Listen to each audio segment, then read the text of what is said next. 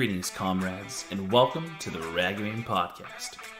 I'm Pescador, and in this episode of the podcast, I talk to Zoe, a Twitch partner and pun queen herself. Her words, not mine. We cover topics such as quality assurance and the key role it plays in the gaming world, Riot Game's making moves, Google Stadia, and why she feels robbed by Blizzard when it comes to Overwatch. This episode of the podcast is sponsored by Centafiore. Centafiore is the lifestyle, is the fashion brand, and you can get all their comfortable clothing at centafiore.com. That is CENTO-FIORI.com. Also, the Rad Gaming Podcast is part of Big Heads Media. With that said, on to the podcast.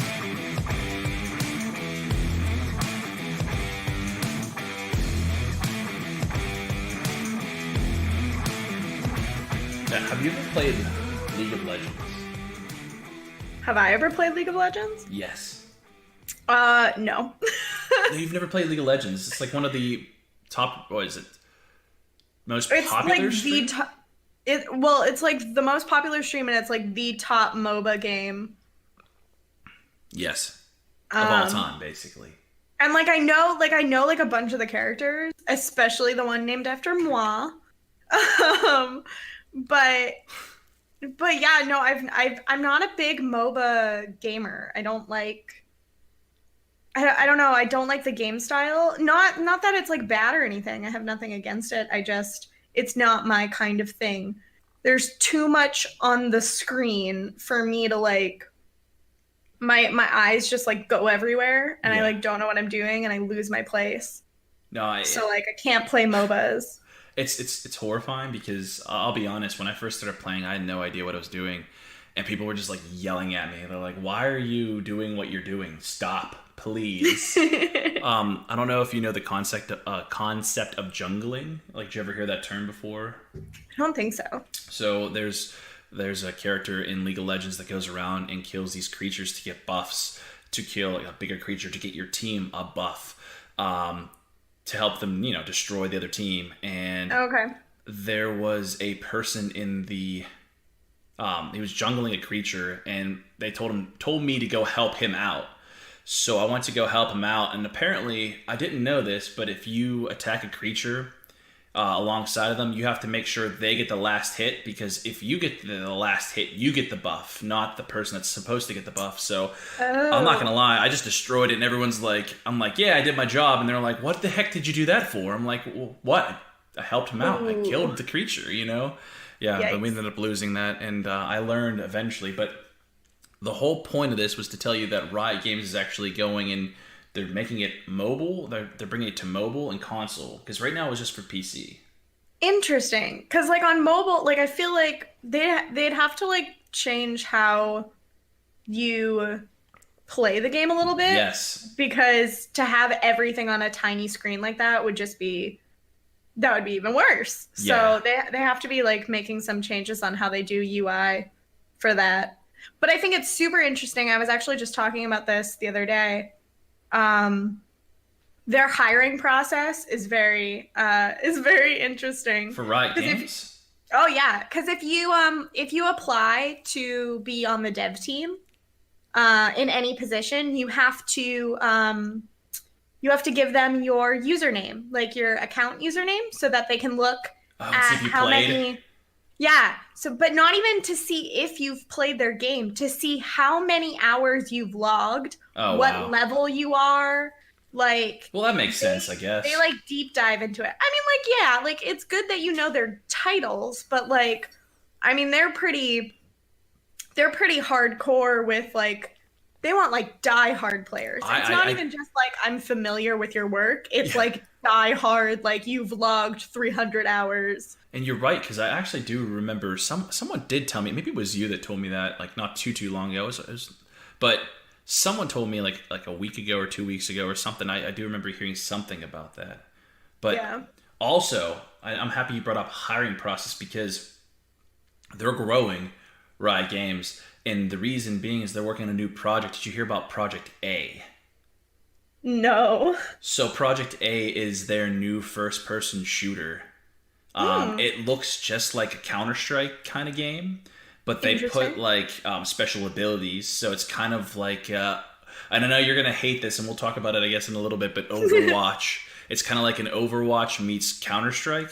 So like Okay. the players have special abilities. Like I did see in one of the trailers, they actually put up this wall to stop people from shooting them as they revive one of their teammates, and then they revive the Oh, teammates, that's and then cool. yeah, it was really neat. And there was one other one that, well, there was a few they showed, but there was one other one that looks like they can conjure some kind of wind ability and like fly and hover and throw knives at people. It was actually really cool. But this is still in development, and they're supposed to be like really focusing on network connectivity, things like that. Just making sure that the game is all around a solid game, because you know how many games just completely like flop right Yeah. off the bat. Kind of like I hate to say it, but Anthem, how like it had so Yeah. much hype, and then the infrastructure was just awful, and it just didn't Or do well. what's that space game that I always forget the name of? Ooh, oh, No Man's Sky. No Man's Sky. Yeah, that For game some was reason, I cool. always want to call it Skynet, and I know that's wrong. But like the nerd in me, like always goes towards the word Skynet. That's fine. Wait, Terminator though. Have you seen the new Terminator movie? I have not seen it, but I don't know. I kind of want to just because I've like seen them all. I have two, and I actually really like a lot of people didn't like the last one with what is his name? The guy who played Yeah, Batman, Christian Bale. Christian Bale. Yeah, he. I thought it was really good. Like one, I liked it, but I just think that the Arnold Schwarzenegger and like Sylvester Stallone movies are kind of getting tapped out. I'm not gonna lie. Yeah. Well, I also think this Terminator is a little bit interesting because it's like the robot thinks it's human angle, which is like very new for a Terminator movie. But wasn't that the last one too? I'm confused. Maybe I'm not thinking of the other one, last one, right though. Well, like this one's a bit different. Like it's not like they think they're human. It's not that they think they're human, it's that they like thoroughly believe that they're like not a robot. It's like slightly different, but probably the same. Okay, well, I don't know. The trailer just makes it seem different. no, I saw some of the trailer, and I always keep on bringing back the same phrase, "I'll be back" kind of thing, and just and a part of me wants to see it, part of me doesn't, because it just seems like it's gonna be like, the cliche, like old phrases from the old Terminator movies. But I guess that's what makes it right. I don't know. Well, yeah, but I mean, I kind of do appreciate the fact that with Terminator, like, even when it is slightly a remake, it's still like new Yeah, or different because of all the timelines. And they play with that. And like, yeah, it's been like overdone and overused, but it's not like bad yet. Like, it's not that's true. terrible. Yeah, Whereas like nowadays, everyone's just remaking the same movie. I know. Like, now they're remaking, what was it, Grudge or something? Yeah, some scary movie. I don't remember. I know we talked before this about how scary things, and we don't really care for them too much. Scary games, movies, all those things. I mean, I love horror games and horror movies. Oh well, I have a love-hate relationship with them. I love to hate them and I hate to love them. I actually couldn't have And said they it just better. hate me. Like, Yeah, I'm not gonna lie. It makes me look like a baby every time I go see. Oh, like I'll be the guy that's kind of like, don't do it, don't open that door, and then just oh like yeah. it's coming, but it. The But reason why I don't like scary movies is because I feel like they don't do the plot very well. Like the plot's just the plot. It's like it's to scare you. So they're just like, yeah, it's a scary person. That's what it is. yeah. Like, No, I mean like now movies nowadays are like kind of lame like that where it's like yeah, the same gimmick with just a lot of jump scares. yeah, But But I mean, old school horror movies are terrible. They're You're so like, bad, but they're did you ever so see good. Basket Case? Like, I was such a small kid, and I'm sure, like, this is before your time. This is sad to say. I'm just old, but Before my I time. All right, listen. Grandpa. Well, my grandpa let me watch it. Like, I think it was from his era, which it wasn't black and white, so don't. It's not that far back. But I'm saying, like, it was like during the time frame. At least I think it was of like like gremlins and things like that, and like Mhm. basket case is like this creature that lives in a basket that kills people. It was the weirdest Love thing. that. It was the weirdest thing, but I was so afraid of it. Like, it I was just think a scary thing. I was, I used to watch so many horror movies as a child, and the one that like stuck with me and still kind of stays with me is I Know What You Did Last Summer. Oh, yeah. That one is like in my soul forever, and it's like haunting me. But those were good Um, ones. I didn't sleep for weeks, like weeks, because of that movie. And And I would like oh, binge watch horror movies as a child. But like, I saw that movie and I literally did not sleep for weeks. I The was so Exorcism did terrified. that to me. That was. Did you see The Yeah. Exorcist? I said Exorcism. Hmm. Exorcist. That movie Yeah, The scared the Exorcist. crap out of me. Like, oh, I love walking down staircases backwards and upside down. yeah. Like, why wouldn't you? Why wouldn't you? That sounds like a great idea. It kind of stinks though. Like after that whole concept came out of like someone that can like I guess morph their body into something like a human, like not humanly possible. Like everyone started copying that thing. Like you saw it Hmm. so much after that, and then like it just kind of got overdone. Kind of like the Saw Yeah. movies. They got like they were so unique and so awesome when they came out. Like I really loved like the first Saw movie. It was great. They did a great job Yeah. with the plot. The whole concept was awesome. I didn't see like there's a twist at the end. I didn't see any of it coming, and now there's like I don't even know what number they're on. Saw 7. I don't know. No, I'm being serious. I have no idea. If it's less than 7, then I'm shocked. But they had a lot of Saw movies come out. Yeah. But I I know that. mean, Oh, they should make a prequel and just call it Seesaw. yeah. No, what would the plot be though? It has to have a good plot for me to be About interested. about Jigsaw as a child on the playground. He just Ooh, murders all the other toddlers in his class. I think if they made a movie like that. It's called Chucky, basically. No, but these days, like I'm excited to see what they do with. I know that they're doing like they have some terrifying VR like horror games though.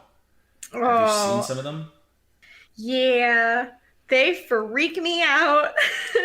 I don't know if I'd ever play the VR horror games as bad as that sounds because I feel like I just throw the headset or try to I run away and run into a wall or something. I've played 3 VR horror games and I've only loved one of them.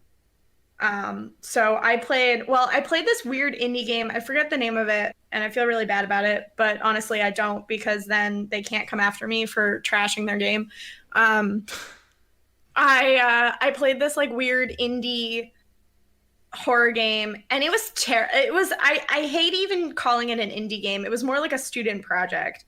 Um, it was terrible, but also it was so terrifying, like because the it was just jump scares, and it was like the most random, unexpected, not even important to the plot jump scares, Yeah. and they would get you every time because you weren't expecting them, and it was just horrifying. But so I did have to take I like took the headset off, and I was like, I'm done with this game because at that point I was just like there was no story or gameplay that was like holding me to the game. It was just like, let's get scared up close in your face.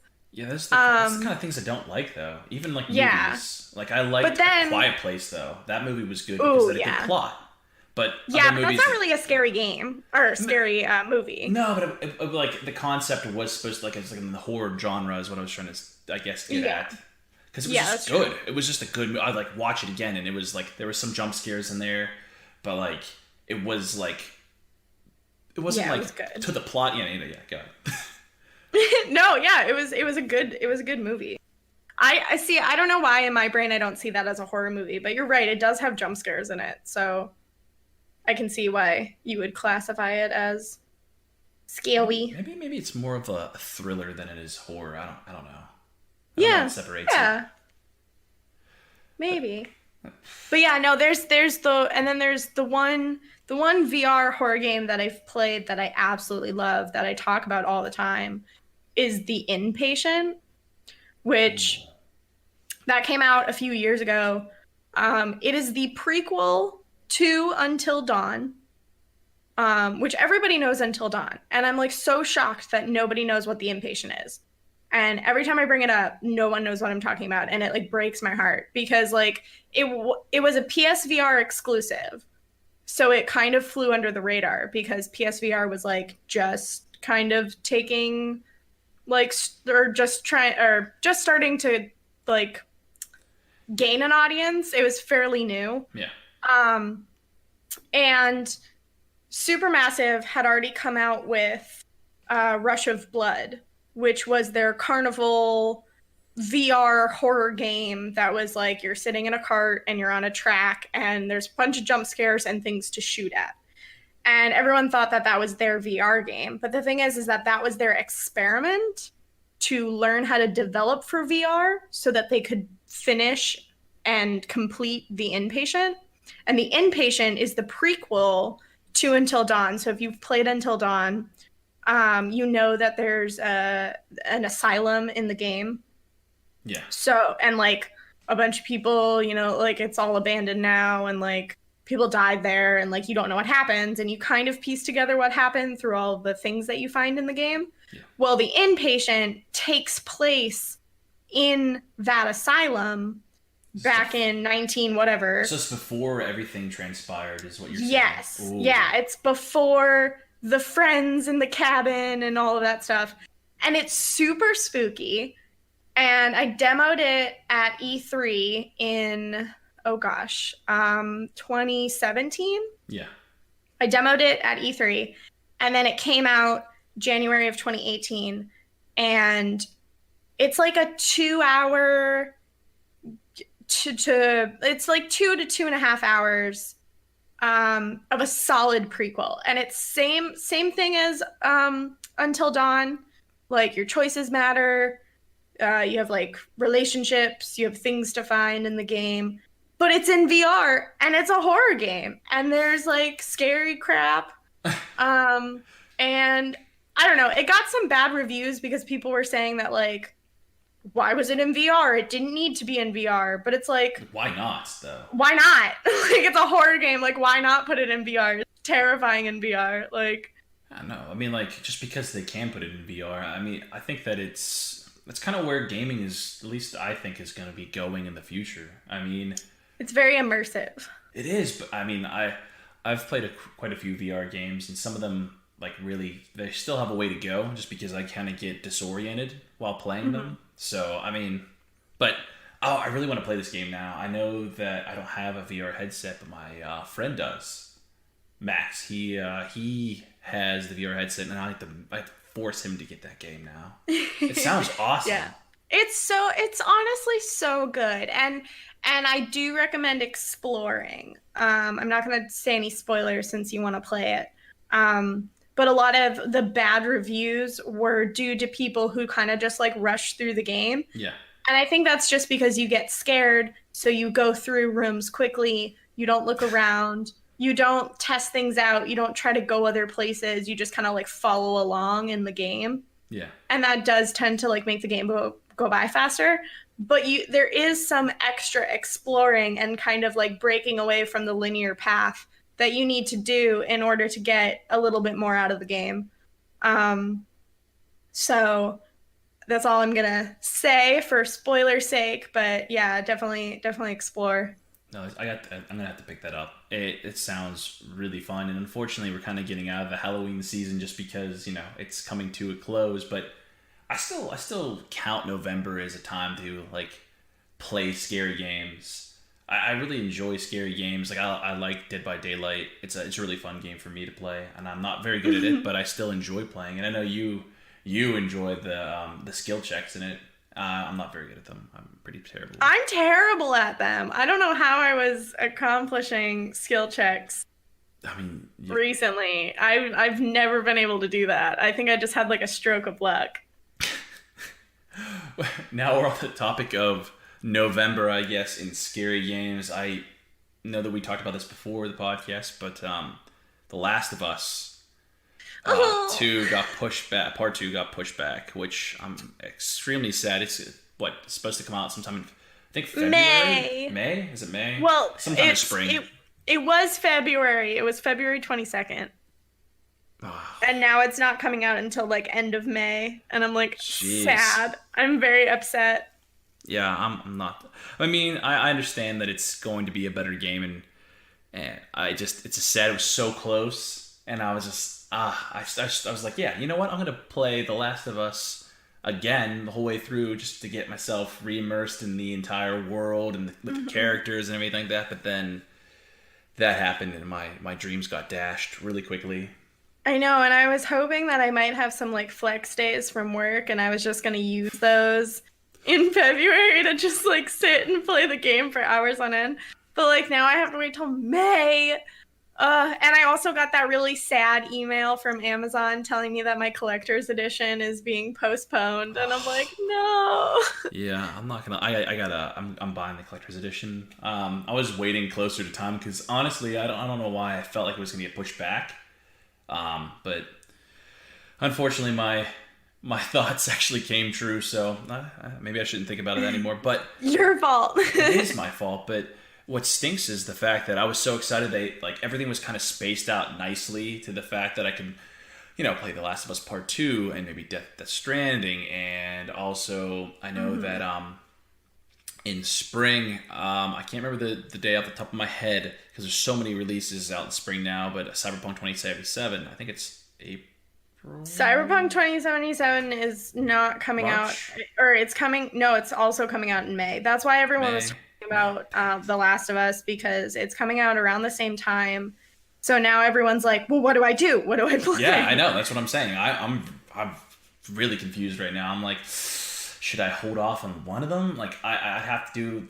I can't. I have to get both of them at the same time, and then just not go on the internet until I beat The Last of Us Part 2, and then start on Cyberpunk 2077 because I don't know what to do. Like, the Cyberpunk has like so much. It's such an in-depth RPG, like an RPG. I gotta play it. Like, it took me forever to beat Fallout 3, and anything that's made by that company in general. Like, I can't just do the main story. I need to do the side quests. I need to do everything. I need to explore everywhere. I love that about games, and Cyberpunk's gonna offer all that, and I don't think I'm gonna be able to finish that like within a month. So it's gonna have to be the last game. I mean, like, I guess like now I'll just, I don't know. I was like, everything was like kind of, well, actually no, because like I would have had to beat The Last of Us like super quickly before Animal Crossing came out. Animal Crossing. But now I have time. But I also just wanted like Last of Us for my birthday. Like it came out before my birthday, but I could have enjoyed it, during my birthday. But now that's not the case, and so I'll just have Final Fantasy Crystal Chronicles Remaster was finally announced to come out in January. So I'll probably just play that up until Animal Crossing comes out, and then I'll play Animal Crossing up until The Last of Us. So I'll just hang in there. Man, there's so many games that are coming out and just even more being announced, and it's sad that they're doing a lot of remakes for games. Oh my god, wait. You mentioned Death Stranding. Did you see the latest video? No, I have not. Oh my god, you haven't seen the Conan O'Brien? Mountains. I was in the mountains. No. Oh yeah, I did. The hologram of Conan O'Brien. Yes. I thought there was something that just came out recently. Yeah. No, the otter thing. Yes. Oh my god, no, it's so bad. I'm sorry. I'm so sorry to any of the devs. I have such a deep appreciation for devs, okay? Like, I work at a studio. Like, I know what development's like. I have a very big appreciation for devs. But, like, I'm sorry. That otter thing is so tragic. First of all, you take a very serious... Like, Death Stranding is, like... It's been marketed as this, like... serious game, right? Yeah. And then they put out a video with Conan O'Brien talking about swimming with an otter on his head. And then you have Walking Dead himself, like Walking Dead King himself, put an otter on his head, and then it cuts to the scene of him in the water swimming, and I guess it's supposed to, it's so bad. I guess it's supposed to be him doing the little otter hands where you like cup your hands and you like kind of rub them on your stomach, because that's like what otters do. Mm-hmm. But the animation, again, I'm so sorry, but the animation looks like he's, for a more PG-13 version of this, using a shake weight. It looks like he's using a shake weight aggressively. And I can't get over it. Like I was sorry. I wanted you to just tell that story because I wanted to see how you were going to get around or navigate around saying it, but you did it so gracefully by saying it's a shake weight. It's a shake weight. He looks like he's aggressively working out. Oh yeah. Okay. And now I can't take the game seriously. Now I look at it as kind of like a parody. And I don't understand. Like, I already had reservations about a weird baby in pea-colored urine, or pea-colored like fluid attached to his body at all times. Like, I already had weird thoughts, like, or weird feelings toward that. But now with the otter shake weight moment, I can't. I just can't. I still have to get this game though. It looks it's too weird for me not to. Like, the concept is so different from everything else I've ever played, and you're right. I mean, the whole otter thing, the babies attached to your body kind of thing. Like it's so weird. Also, in that scene, it looked like your little like robot hand was like drowning. I don't know if that's because, like, I understand how trailers are made. That could be in-engine footage that isn't fully rendered out or isn't finished, or I mean, like, there are so many plausible reasons as to why it looked like that. However, somebody approved that video. Yep. And looked at it and didn't think it was a shake weight. And that's all that I gotta say. So talking about the people approving things, did you see WWE 2K20? No. Are you serious? There's so many videos out there of people playing this game. It just came out not too long ago. I honestly don't remember the release date, but I've seen so many videos on social media, on YouTube, of the terrible bugs that they have in this game, to the point that like they're contorting like The Exorcist. Like it's so funny. Like they'll be wrestling and all of a sudden people get intertwined with one another and like they can't get like stuck to one another. They're like morphed in these weird shape, like people were trying to like. Did they just skip QA? I saw someone from the company and he was like livid. Like people were like ripping on him. Like, what happened to QA? Like, did they not? And he was part of QA. And he's like, we did it. We did our due diligence. Just got through. But I honestly don't know how it did, because it literally happens to everyone, like at different times, consistent. Like it's not consistently, but like it.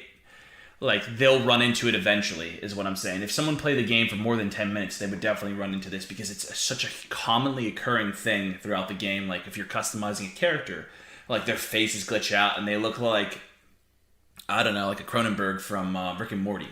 Like, it's awful. Oh, my God. And there was, like, it was really funny. Like, I saw this video on social media not too long ago. I think it was Twitter, if I want to get this correct. But, it was like this ref that was literally standing behind these two women wrestling, and he got intertwined with them, and it looked like they were doing the horizontal monster mash. Like, it was hilarious. Like, I'm trying to keep with the PG-13 thing here, like, because that was beautiful. That was so smooth and also very in tune with the fact that it's Halloween. That's what I was trying to go with. So thank you for picking up what I was putting down. But no, it was hilarious. Just like, I don't know how this happens. But, like, you would think that now that games are such a huge thing, that they would have, like, huge checks in place to make sure that this code is good, so people are getting a quality game, but unfortunately it kind of sneaks through the cracks sometimes.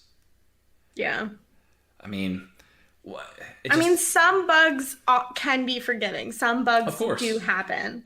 However, that seems like a pretty large problem. Yeah, like when we're done with this podcast, I'm like going to beg you to go on and look up some of these videos. They are like, I know, man, now I honestly, like want to. they're hilarious. Like, just some of the things that happen to the characters in the game. Like, someone will like pal drive somebody else, and they'll get stuck in that like animation. So like they're like knees, and they're like floating around the map, like around the wrestling ring. It's just, Oh my God, I just it's pulled up pictures. This is terrible. yeah. I don't know how I got pushed. Like I don't, but it did. That's like something you see in QA, not something you see in a shipped game. Yeah, and Oh that, my God. yeah, it's pretty bad. Oh But then again, let's put it this way: I would have never known about this game if it wasn't for that. True. So I guess any publicity is good publicity. I don't know if that applies to this. Is pretty good. I don't know if you. I don't know if you. I mean, I guess again, No Man's Sky got, you know, terrible publicity when they launched for like all of their own reasons, and then once they patched and fixed the game, it became a very well-known and widely popular game. Is it as popular as it could have been? I can't say for sure because we don't know. In another dimension, they, shipped the game with everything they promised, and it did either amazing or not. Like, we don't know, but it's a big risk if you want to be that person who has like bad things boost. Because I mean, there's that whole conspiracy about Sonic, like the movie. What conspiracy? I kind of missed this part. Oh, there's a conspiracy about Sonic, about how they knew that the Sonic design that they put out in the first one, they knew that it was bad, and they wanted to put it out anyway, so that people would get mad about it and talk about it and meme it. So then when they put out the new design, which was actually the real design, it had more publicity than if they had just put it out in the first place. That's a great point, because to be honest, I didn't really care about Sonic the Hedgehog movie. Like any movie that they made, like kind of like that, I never really cared about. I never really wanted to go see. But except Detective Pikachu, right? I still haven't seen it. I'm not gonna lie. Oh, please don't get mad at me. I want to Peppa Pig hang up on you so bad right now. Listen, it's not that I'm a very busy person. I haven't gone to the movies in forever.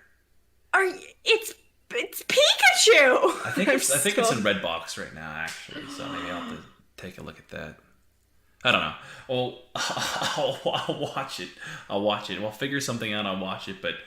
It's like the Christmas cookie ice cream, but with Pikachu. Dude, oh man, I don't even want to talk about Christmas cookie. I'm so sorry. No, but Christmas cookie from Bluebell. If anyone's down south, there is a amazing, and I mean it's unreal. It's out of this world. They only do it for the holiday, for Christmas. And some reason they launched it already now. Like I was able to get a pint of it. Christmas cookie is amazing. It's made by Bluebell. You can only get it in certain stores and apparently certain states. I know the southern states have it. I don't know where the cutoff to that is, but unfortunately, yeah, you weren't able to get one. Yeah. Hashtag not sponsored. Yeah, it's not sponsored, but I love their Christmas cookie. I'm not a sucker for anything Bluebell. I know they do like a Mardi Gras one too, but they run out so fast. It stinks, and I'm so sad that they do. But like they launched it now, I'm assuming they're gonna run out by mid-November, if that. That would make sense. It's terrible. But I do have a question for you. Have you seen anything news related, or are you looking into like cloud streaming services such as Google Stadia? Am I looking into it? Yeah. Like, what do you mean? Are you going to dive into the realm of like a game streaming service? I don't know. It's about the games that are on it. For me, that's true. What is it like on launch? I know that they're doing Destiny 2 is like one of their. Yeah, I'm not like, I think it's later down the line for me. Like, I'll probably like see it. I feel like when it first comes out, it's not gonna. It's gonna have some problems because it's new. You know Yeah, what I mean? Like, they're paving the way. it's right. It's gonna be brand new. It's gonna have some kinks to work out. I'm one of those people that I'm gonna patiently wait because I have my consoles. I have my ways of gaming. I don't really need a streaming service. And also, if they're just gonna offer games that I could just get on my console, like it's not really grabbing me. I feel like it'll grab me, probably later down the line when it starts having, you know, new stuff. Yeah, I feel like what's gonna have to happen in order to get me excited for it is to have like exclusive games just to like Google Stadia or some kind of streaming service to pull me into it. That might be the determining factor, just because I never buy consoles the first year they come out. Or I have in the past, but I've learned my lesson. So when Project Scarlet comes out, I don't know if I'm going to get it right away because I had the original Xbox, like Xbox 360. I had Xbox One. And I never had an issue with the Xbox One, the original Xbox, but Xbox 360, I got the Red Ring of Death, and it was the first version of the console. Yeah. And then the same thing kind of happened with my Xbox One. Like my Kinect kind of went bad, and I don't know. My disc. I'm probably gonna get it. I mean, I want to in the worst way because I love Microsoft, and I love Xbox in general because. It's my first games I've ever played were on the Xbox because, well, not the first games, but like the first games I was massively in love with, which was Halo. Yeah, but exactly. Which is the only reason I'm getting. Well, like, see, I'm not a get it if it's not broke kind of thing. Like, I don't get the next new thing unless my thing stops working. I try to use it until it's broken. But I'm like 99.9% sure that Halo Infinite's going to be the launch title on Project Scarlet. It has to be. So your girl's going to get that new console if it means I have to get it to play that game. Like, it's going to happen. It is, and it's going to be sad because I'm going to keep on saying that I'm not going to get it on launch, but then I'm not going to do it. It's going to happen. It's that's what happened with the Xbox One. Like, I was just like, I'm not going to get it, not on launch, and I had just seeing things and people playing games. I'm like, oh my god, gotta get it. So yeah, I think that's really what that games are literally what have been the catalyst to me purchasing the device it's on. So Xbox, it was I really wanted an Xbox 360 for Halo 4. I really wanted an Xbox One for Halo, for Halo 5 and future Halos. But also other games that I was playing. But I really wanted a Switch when Crystal Chronicles, the remaster, got announced. That's why I wanted a Switch. Yeah. I really wanted a PlayStation VR for the inpatient. That was literally the only reason. Man, I'm not kidding. I have to get this game now. I only wanted, after I demoed it at E3, I desperately needed to get my hands on a PSVR so that I could play that game. And then I bought an Oculus Rift S for Beat Saber. Oh yeah. Of course I haven't been able to use it, but that's why I bought it. I bought it for that. So a lot of my device purchases, which is also, you mentioned Stadia, a lot of my purchases are based on what games I want and what games I want to play. So it's never oh, I want the latest technology or I want the latest new thing. It's if you have a game that I can't get anywhere else, that I desperately want, then I'm gonna cash in if I can. No, yeah. Granted, a couple of those things were gifts. So my Xbox 360 was actually a birthday present from my brother, so that I would stop using his. My PSVR was actually a Christmas present. So I lucked out in some categories, but for the most part, that's usually when I pool my money, is to get something so that I can play what I want to play. No, I agree 100% because the reason why I really wanted to get the PlayStation in general, well, PlayStation 4 at least, was because of the remaster of The Last of Us. And I got so excited again. I was like, oh, I don't have a PS3, and I went over to my friend's house to play it. This is what it was originally on. I'm almost positive, right? PS3, right? Yeah, it was on PS3 originally. And then they remade it for the 4. And then I had to do it. I was like, I have to get it. Like, I really want to play The Last of Us. And I just went out and got it. Like, I had to, because it was just, that game was so, the story was, it was just unreal. I've never seen anything like it. It's such a well-written storyline.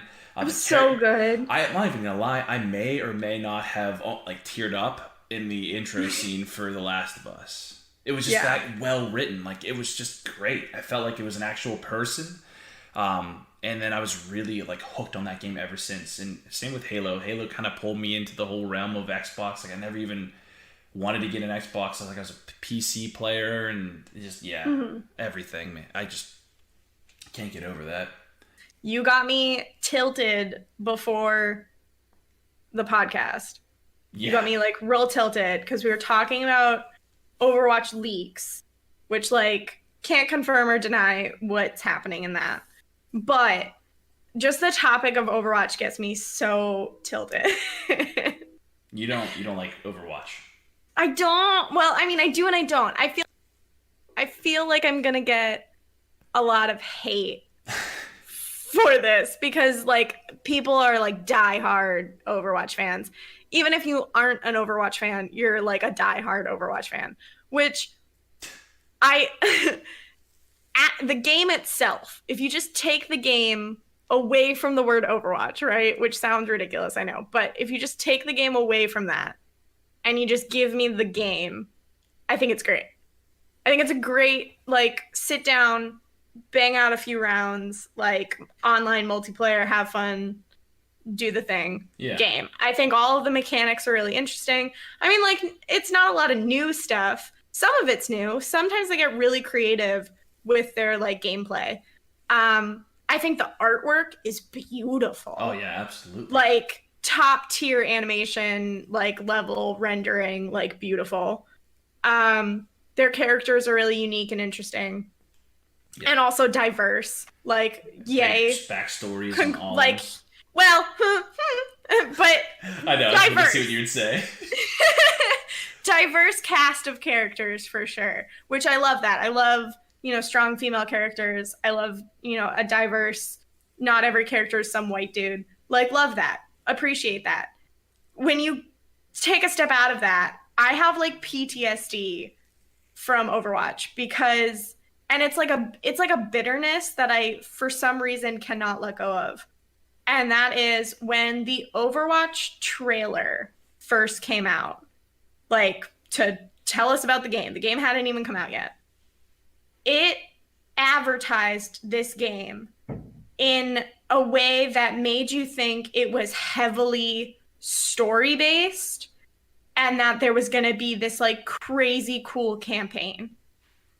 And when that game came out, and there was no campaign, there was no story. Yeah. And there's seemingly no point to any of the characters. I lost my mind because I was so disappointed.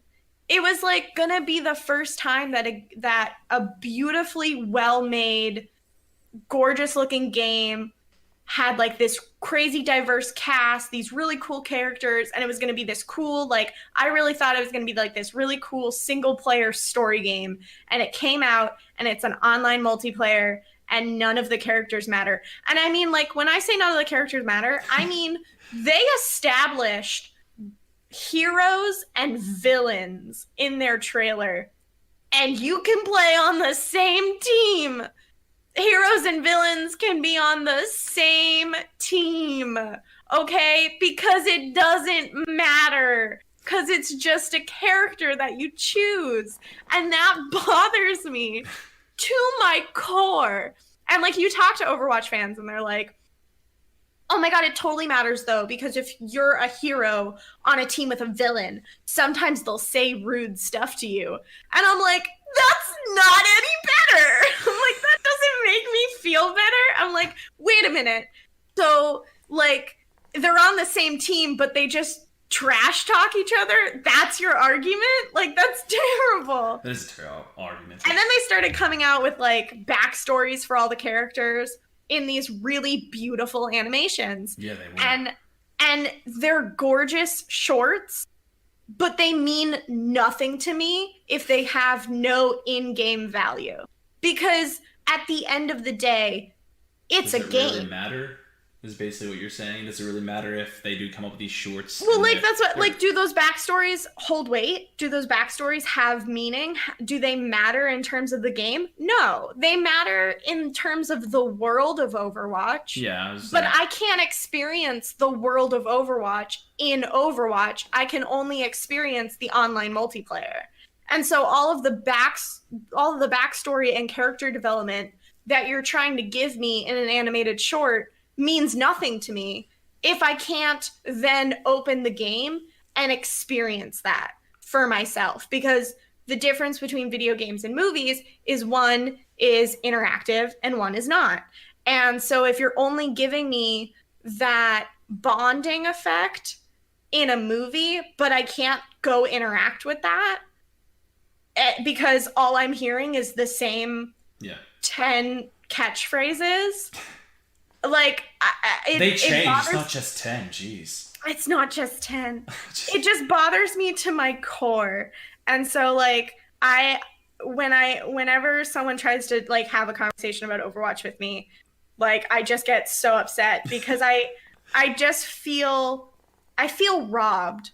I think that's what it is. I feel robbed. I feel like I was promised something in a marketing scheme. And then it was ripped away from me before I could even experience it. Like, and it's sad. It's so true. Sad. Mean, I understand. I love Overwatch. Don't get me wrong. But you're absolutely right about the storyline. I mean, they have all of this written, and it's what's it for? I mean, you're right. Good can play on the side of evil, and yeah, it doesn't really. So you kind of want like I guess using another Blizzard game, we can use, like, you want it to be the Alliance versus the Horde kind of thing, like, you know. Yeah, or even like, I mean, for instance, like if they're Halo, bad, be bad, and, you know, play with other bad characters. Don't play with good characters as well. Right? Yeah, like, don't be on the same team as the good. If it was, you know, you could, if you wanted to play as a hero, you'd be on a team with all heroes, and if you wanted to play as a villain, you could be on a team with all villains, and then you could balance the scale so that, you know, the teams are fair. But or even like with Halo has always had like a base game campaign with a story, and then online multiplayer. And like they could have done that with Overwatch. Like, I mean, granted, I don't know what angle they would get at, but yeah. But it seems like they had a story. You know what I mean? Like, it seems like they had a story. So like, where is that story? And like, that's all I like really wanted. I just wanted a story, man. That's what I like. Those are the games I like. I like campaigns. I like, you know, experiencing a really good story. And it seemed like they had one set up because they were establishing good versus evil in their trailer. So yeah, I could see how it feels like very upsetting that they like kind of like robbed you in a sense. But I guess it kind of goes to their marketing technique as well. I mean, online. I just wanted more. Yeah, I know, and I don't disagree with that because there's quite a few other games I've wanted more just because I feel like as time went on, the campaign and I know you're probably gonna get really upset when I say this, but for Halo kind of went away. Like, it wasn't as well written and thought out as the other Halos. Like, as time went on, they kind of just were like, here's a little bit of the Halo campaign, and here's the huge multiplayer. Have fun with multiplayer. Yeah. And I don't know. I mean, I think it's interesting. I had a conversation with someone back when Halo 5 got released, and they were saying that, like, they didn't understand what happened between Halo 4 and Halo 5. And I, at the time, and again, this is like prior to my whole like anti-Overwatch, or no, maybe it was around the same time as my I don't know. Yeah. I don't know what year it is anymore. But at the time, because I was so heavily invested in like Halo, I mean, I still am, but like just the game had just come out. I was like, well, did you listen to the podcast? And they were like, what? I was like, the Hunt the Truth podcast. I was like, it literally is like this like it's a podcast that they put out over the summer before 5 came, and it was supposed to piece together what happened between Halo 4 and Halo 5. So if you listen to the podcast, it kind of fills in all of those plot holes. Yeah. And their argument, which I now totally agree with, but at the time I was like, you just don't love Halo. Their argument was, well, why do I have to listen to a podcast to experience something that should be in the game? Yeah. Like if you're going to give me a story, if you're going to put out a game with a story and then put out a game that comes after it with a continuing story. Yeah. Why are you giving me plot holes? Yeah. And then telling me to go find those answers somewhere that isn't in the game. You're making a game. You're not making a podcast. Yeah, no, that's a fantastic point. Yeah, and at the time I was like, well, you're just not a Halo fan because you're not going elsewhere for your Halo content. But now, with the whole Overwatch thing, I talk to people who are like, well, did you watch the 85 animated movies they've made? And I'm like, no, because why would I go elsewhere to experience something that should be in the game that they made? Yeah. So I totally see their point now, and I totally like agree with it. I think that if you're gonna make a game, put everything into it, because if you're gonna just leave little breadcrumbs elsewhere, only your deepest fans are going to pick up those breadcrumbs. And that might be the whole reason of doing so. I mean, let's be honest. Companies these days, they see it as I guess games mostly target the younger generation, and their attention span. And not to knock on anyone, but like they're mostly they just want to get it and they want to play. They want to do it right now. They don't really care too much about the story. They just want to just play the game and a lot of people like Fortnite. A lot of people like Call of Duty. It's kind of like a mind-numbingly like a repetitive kind of game. They don't really care about the story, and maybe more or less the marketing has gone to that whole spectrum of things, saying like, let's try to take away from or like cut back on the storyline, because who really cares about the story? Most people are just playing the multiplayer, and that's where we make all our money at. So why focus all that effort? And then you do have your diehard fans that technically play it. So if they are interested in still trying to figure out, like your older generation will find out or try to search why. So let's put it somewhere else so they can find all this information instead of throwing hours into the game that we know that people are only going to play for multiplayer. But right. And like, but the sad thing is that if you're be heavily story based, you probably want to have some sort of story in your game. I don't deny it, but, people cutting corners, trying to meet deadlines, you know how that goes. Yeah. But it's sad that people still skip out on amazingly written storylines. There's a few games, and I'm not going to lie, I can't think of any at the top of my head, but besides Halo right now, because for some reason we're still on a spin, like I said. It's sad to say, because the whole reason why I started playing Halo in the first place was because of the story. Like, the story was awesome. The campaign was amazing when I started playing it. I bought the original Xbox, because of Halo, the original Halo. I loved the story. Yeah. And then eventually, Halo 2 came out, and the story was still awesome. You get to dual wield, SMGs, and the multiplayer was awesome. But then 3 came out, and the story started lacking, and that's do not knock 3. I will fight you until the end of time. Hey, listen, I said it was a little lacking. I will agree that 4 and 5 are lacking, but you leave 3 alone. I'm gonna have a come to Jesus, leave Britney alone moment. You leave Halo 3 alone. And does that mean you're gonna shave your head as well? That game is magnificent. What? No, I'm not saying that it's not. I liked Halo 3. I'm just saying that it just started to seem like it was more tailored to multiplayer than the campaign. I mean, the campaign was still great.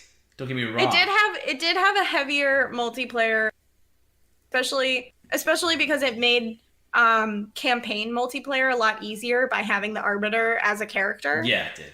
Instead of having like 2 Master Chiefs. And like it did have that aspect to it, which some people loved and some people hated. Yeah. I loved it, but that's Halo 3 is my all-time favorite Halo game. Man, I still thought the story was good. The Flood is just, a great villain enemy. Yeah. Oh yeah, I enjoyed it when they introduced the Flood. Oh, that whole I guess that whole scene and everything. It was.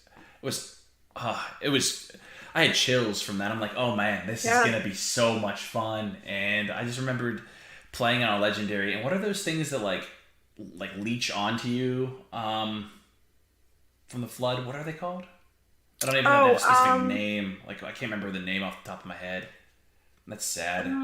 They do have a specific name. I'm sure they do. They have to, right? I'm pretty sure. Oh man. They were. No, I'm pretty sure they're called the Flood. Like the little face suckers. Those are called the Flood. I thought that the race in which they were, but those are technically considered. Because there's the Flood and then there's Gravemind. Yeah, that's true. But then there's Flood-infected creatures. Yeah. Okay. Well, I guess you would still call. That's what I didn't know. Would you still call them the Flood? I mean, but yeah. I mean, they are in the whole area of the Flood, I guess you could say. But yeah, I hated those things because they would always kill me in Legendary. They would just leech on, and I couldn't get them off, and it was awful. And then I don't know if you remember, you can shoot them off your partner. Yeah. My friend would beat me down constantly trying to beat them because we had no bullets left and I was gonna die.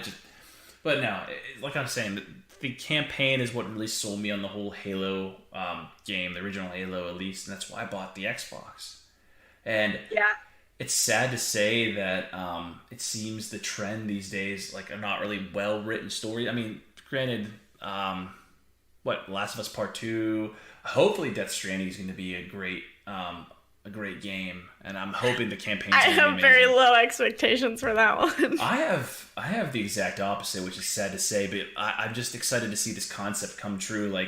The whole idea behind Death Stranding is such a unique thing. I've never seen it in a game before, and that's really easy to say, I guess, because their baby strapped to his chest, and yeah, the whole thing is very unique, and I will give it that. What's it's very different. I hear the butt coming. What's going on?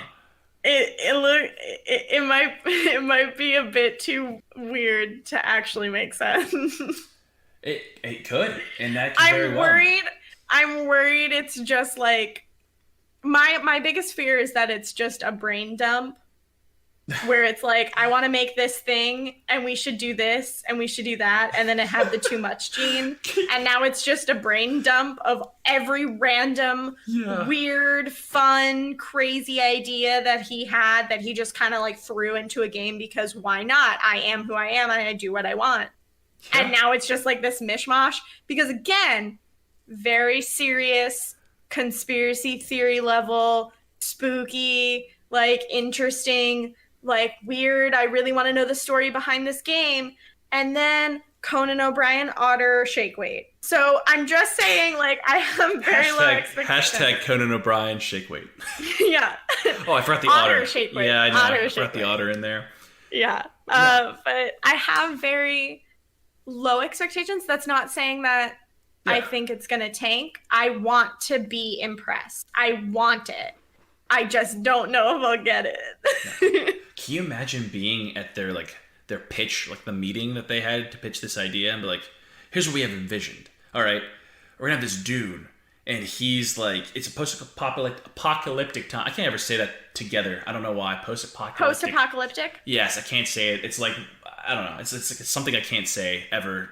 Correct the first time, but It's that, yeah, I'll just say it's that time.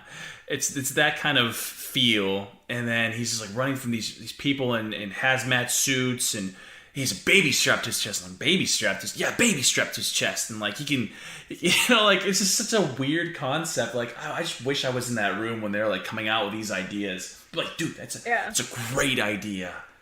I mean, it cracks me up. It's like the it's just like the guy in the room who I think we should make Oreo flavored Oreos. Oreo flavored Oreos. And then the other person was just like, genius. Yep. Print it. Let's go. Like, that's, yeah. I mean, that's what I expect. They're Oreo. Why not? That's exactly the same point that you're getting. Flavored Oreo. No.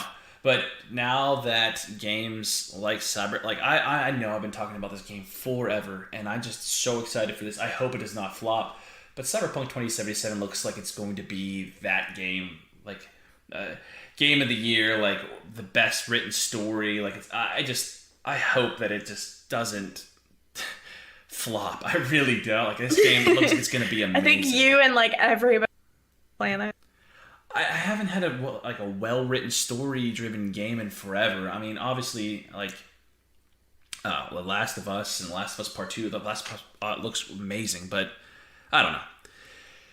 These games these days, they just can be a close call. It just seems that they tend more towards online, and I'm hoping that with this competition of game streaming services, there are going to be like a bunch of new games coming out for consoles or streaming platform exclusive like games. I don't even know how to say that, but I hope that it brings competition, and I hope it brings new types of games. I hope there's better written stories, I guess, and then I hope that it doesn't get past, like terrible games do not get past QA. Fair. And thanks for listening to this episode of the Rad Gaming Podcast. Be sure to rate and subscribe to us on iTunes, Spotify, or anywhere else you listen to podcasts. I release a new episode every Wednesday. And as always, stay rad, comrades.